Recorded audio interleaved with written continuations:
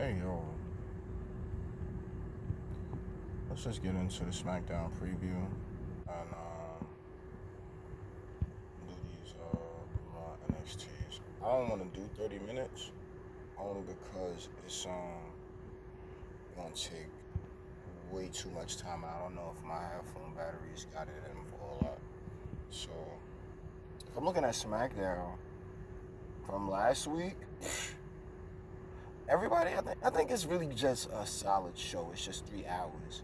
So the space for the character development is where the previews are. That's what they're looking for. So what are we looking at for later on? It'll be Nia Jax Tiff for the title. Um, Tiff is in the alright spot right now. You know, we're gonna let things continue to develop the way they have been. But right now, it's like everybody is pretty solid. Like there's no like creative has SmackDown handled so far as the small things I'm looking at, but it's 3 hours, so they're still clearly developing things, you know. So there's that. Um, Naomi, Chelsea Green, Chamber qualifying match. A lot of those things is going on. The match is looking pretty solid. A couple of random names, but Naomi and Chelsea. I mean, Naomi would have to be the one that wins. But then, if I'm looking at Chelsea, then everything is still on a solid build. So the holding pattern is just something I can complain about. So move on.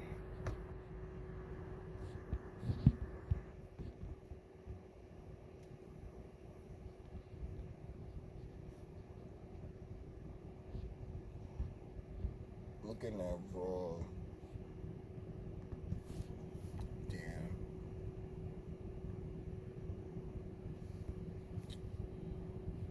Damn. What, 2.5 hours? A couple of the things, but I mean, I don't complain. Like, I don't have any reason to complain about what's happening about. I mean, with the characters in the development, I'm just looking at where I would have to jump in and, see if something can happen. Jay Uso and this extra 10 minutes thing with and I'm saying like the whole entrance thing is hilarious. It's great. The crowd is all into it. You got the youngs interacting. If they all about to pull that one more time business every time, I think we could wait a little bit longer. But man, you might need to chill out on that just a tad because it is ongoing. The people love it, I'm sure. And if that's what they're going to continue to do, then yeah. But I don't know. I think it's a little heavy. I think it's a little heavy, you know. So lighten up on that just a bit, but it's fine.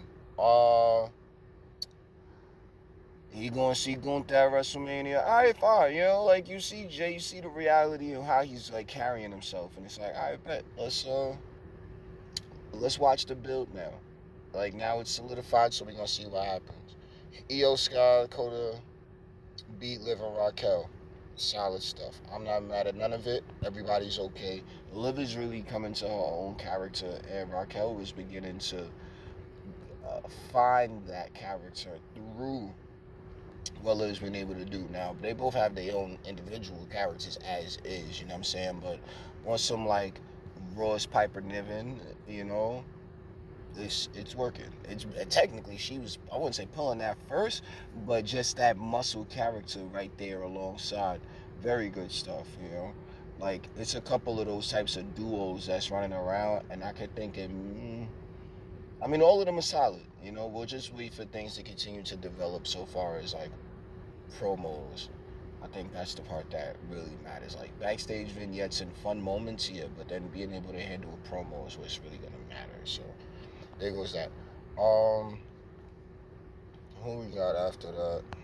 Who's this? Bailey Lyra. Alright. I don't know if they're telling Lyra not to do the bird thing, with the people, but it's a couple of moments where she's been in the crowd and she could have damn sure hit the bird thing, and it's like been missed opportunities. She hit that bird, and then the people are just gonna go with it because it's something for them to do in the crowd. I shouldn't be having to say these things, but if she's getting yelled at on some "nah, don't do that," then I ain't got nothing to say about it at all. But yeah, it's very obvious. Like, she could be doing a little bit more so far as that, not necessarily crowd engagement at like the higher level, but she could have been escalating a little bit more to get that title going. Now, her and Bailey having a solid match, it was alright. It wasn't nothing crazy, but she's low, so we need to have a little bit more of that out of her. But Bailey got it because Bailey got the experience. It is what it is.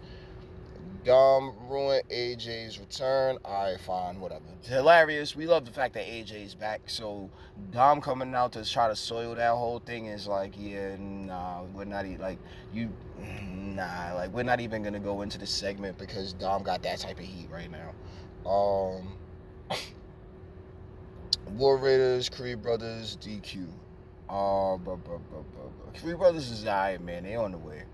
And then War Raiders, look, the match took a little long to get going for me, but I understand that these minutes have to be filled up somehow, So once they got going, the sequences was like non-stop until the very end, But so far, it's just that early part of the match, you almost like fall asleep on it, and that's what we want to avoid. And I'm not talking like literal, Z's up. I'm talking like, this shit is just wrestling now. And then they turned up, so it's like, okay, good, never mind. Logan Paul interrupted Punk. Alright, so CM Punk is gonna be Punk. He's fine. Logan Paul coming out, God eliminated him. All of these guys, this is what the Rumble is all about, because then you have like situations that come about where we could actually turn it into some kind of storyline. That's what's giving. That's what's been giving. So it's like, good. No complaints. We'll see how things continue to develop between Punk and Logan Paul. Then Logan Paul beat Rey Mysterio to get into the Elimination Chamber. All right, fine. Logan was in it last year. I was thinking that myself, like, yo, he's already done this. Like that was one of those matches that really made sense for him to continue to show and prove like he's capable of like hanging with everybody. He could do it. He's sticking around. I bet. One of the moments in the crowd on SmackDown, I believe, or was it Raw? It was Raw. One of the times he was on commentary or sitting there next to it and doing the crowd went crazy, going overboard, saying stupid shit. I mean, shouts to him for not jumping over the barricade. Like, that's how I felt about it, respectfully. So, he did go a little far at the turn, you don't want to get too, caught up in it, but he already knew that. But still, if somebody's going too far, then, like, oh, I paid my hard-earned money to say this. I got up and did this. I got the right to say this. Okay, nah, because that's when you don't know what's going on in that crowd. You know what I'm saying? You gonna fuck around, get swung on, and ain't even expect that shit. That's how I feel about it. But there was Raw. Logan Paul got the victory, and he's on the Elimination Chamber. Now, on to NXT. Not too much drama this time around. I see. It could be a lot more iguana, but it was just a little bit of the soap opera backstage. What are we watching for? Character development happened with a couple of different characters, but very early going stuff. So looks like we're getting into the nitty gritties of the things that the creative is seemingly starting to focus on. Like right now, like this is the stuff that they're in a part of the process with the characters. So I'm not complaining much about it, and then we do understand that it's all still developmental. So with that, I'm not going to be too harsh on them. All right, Cora Jade, Bailey, not to take away from any one of them, but the comedy was clearly in Roxanne coming out dressed as old school Bailey with the theme song and all that. Very hokey wrestling. That's how it felt, like it took us back to them old days. But yeah, you pulling stunts like that, don't get crazy, because we gonna need some better theme songs to begin with. And it's a lot of tracks that need an overhaul. Like, there needs to be a panel for that. There needs to be a panel for people that's choosing these theme songs and how it's going, because it's really not great. And hearing Bailey's old school theme just took me all the way back to that moment. So, whatever. Stay rolling. Let's keep going. Bailey won. Cora Jade won. So, not bad. But let's move on before these headphones go all the way out.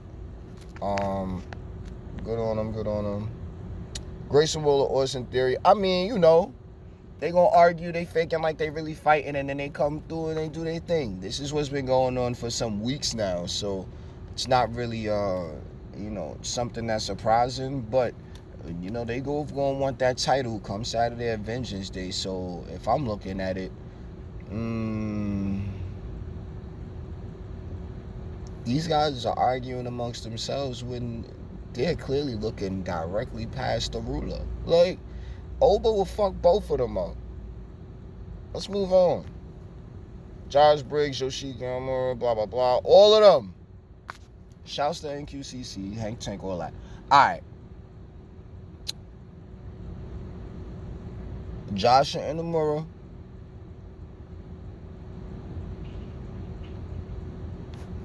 Oh, my God. They're good, man. Let it keep going. Shit. And I'm going to go.